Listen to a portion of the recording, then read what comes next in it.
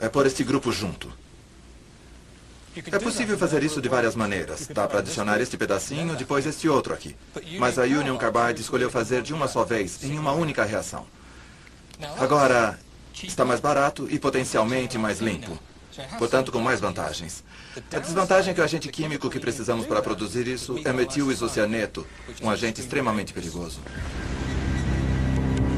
Em contraste ao fogênio, o MIC foi armazenado em 3 grandes tanques, originalmente enterrados em um abrigo subterrâneo de concreto nos limites da fábrica. Com 12 metros de comprimento e 2,5 metros de diâmetro, cada tanque era capaz de conter 42 toneladas de uma química potencialmente letal.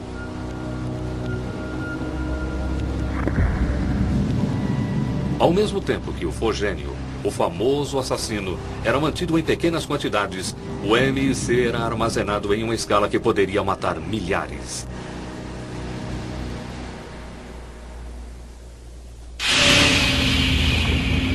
Oito e 45. Os canos que estavam sendo lavados começaram a ficar entupidos com a sujeira que estava vindo com a água. Os bocais ficaram bloqueados e a água começou a voltar, fluindo para um dos principais sistemas de tubos que passava por dentro da fábrica. O MIC é um gás de fácil manejo. Ele reage para produzir moléculas especiais que provavelmente não poderíamos alcançar facilmente por outra química. Sendo assim de grande utilidade ao químico, que consegue construir coisas que de outra maneira seria impossível. Ele também é reativo, o que significa que as coisas acontecem depressa. Não é preciso períodos muito longos de reação, e a tendência é obter talvez uma química mais limpa, com menos perda de produtos. Porém, a reatividade é um problema. Isso significa que vai reagir com qualquer coisa que ele venha a entrar em contato. Água, por exemplo, ou pior ainda, pessoas. Manter o MIC longe da água é essencial, porque se os dois líquidos se misturarem, qualquer pessoa que estiver por perto estará em perigo. O MIC é um gás altamente irritante. Ele tem 2 propriedades físicas importantes que o tornam particularmente ofensivo. A primeira é que ele é muito solúvel em água. E a segunda é que ele evapora ou ferve a temperaturas quase exatamente iguais às do corpo humano. E isso significa que se alguém inalar baixas concentrações do MIC, ele vai afetar primeiro as partes do corpo que estão molhadas. As que vão absorver o MIC são os olhos, a boca, a garganta e as vias respiratórias superiores. Em concentrações altas, ele vai descer para a parte dos pulmões da pessoa, onde o oxigênio é transferido para a corrente sanguínea. Os efeitos do MIC são muito parecidos com o efeito do fogênio. Se estas partes dos pulmões forem danificadas, então o sangue vai passar da corrente sanguínea para dentro dos pulmões e a pessoa vai morrer de um tipo de afogamento interno. À medida que a água fluía pelos canos, o tempo ia se esgotando. O tanque deveria ter sido protegido de contaminações. Mas um catálogo de falhas estava prestes a ter as mais terríveis consequências para os moradores de Bhopal.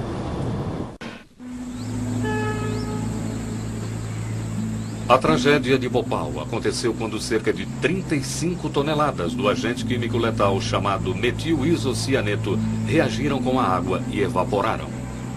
Milhares de pessoas na cidade que fica ao redor da fábrica aspiraram o gás, morrendo da mesma maneira terrível que os soldados durante a Primeira Guerra Mundial.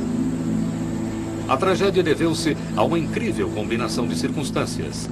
Se fosse por si só, o acidente nunca teria acontecido.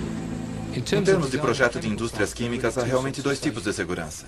Em primeiro lugar, projetar a indústria para ser segura. E em segundo, operá-la de uma maneira segura. Em Bhopal houve problemas nesses 2 pontos. Faltavam 3 horas para a catástrofe acontecer. Em uma operação de limpeza de rotina, os primeiros das centenas de litros de água seguiram seu caminho para dentro do sistema principal de canos que passava por dentro da fábrica. A água nunca poderia ter ido tão longe, mas o primeiro erro já havia sido cometido.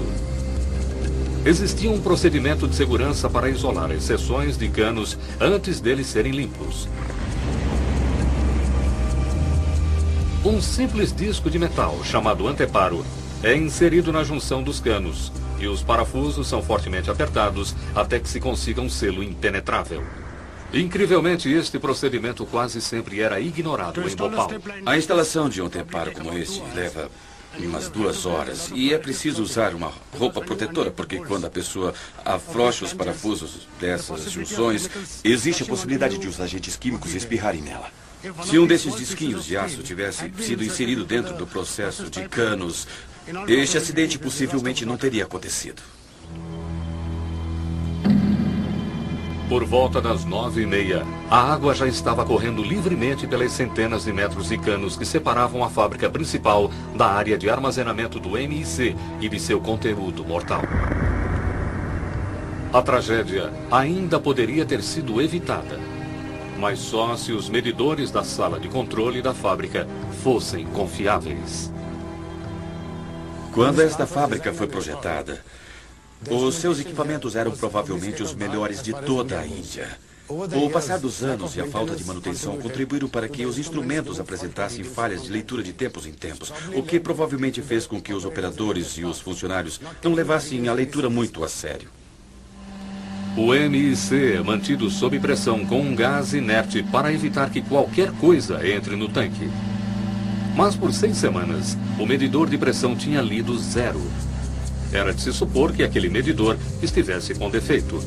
Na verdade, a válvula que conectava o tanque aos principais sistemas de canos da fábrica estava com vazamento. Se o gás saísse, a água poderia entrar.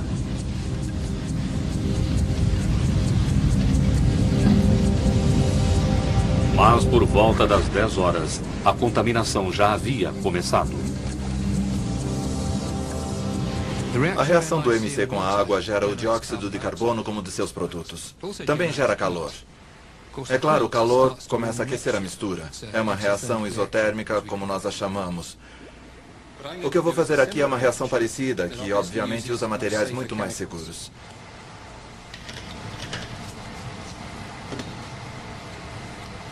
Este material vai agir como o MIC agiu.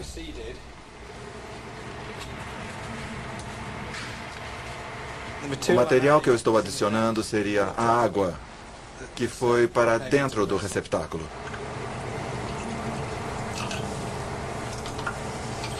Temos este resultado. E como podem ver, começam a se formar bolhas de gás. A água é mais densa que o MIC, então ela vai para o fundo do receptáculo. A primeira parte da reação acontece quando as 2 camadas de líquido se encontram. Isso está com a mesma aparência da interface do MIC. Estamos gerando bolhas nas botas entre as camadas dos 2 líquidos. Mas a chave de tudo é o calor. Ele aquece a mistura da reação, a temperatura sobe. Quando a temperatura sobe, a reação acelera. E isso gera um aquecimento ainda mais rápido. É o que chamamos de fuga. Mesmo com água no tanque, teria sido possível controlar a situação. O MIC tem que ser mantido frio, e os tanques estavam dentro de um abrigo subterrâneo de concreto, isolados do terrível calor da Índia. Também havia um sistema de resfriamento controlado por uma unidade construída com o propósito de refrigeração. Mas a gerência veterana, no entanto, tinha decidido desligar. Isto não estava funcionando na noite da tragédia. Na verdade, ele já tinha sido desligado desde maio de 84. O resfriador interno tinha sido removido e ficou permanentemente desativado. Desligar o sistema de refrigeração foi uma loucura. Essas reações de fuga exotérmica acontecem quando estamos gerando mais calor do que podemos remover. O sistema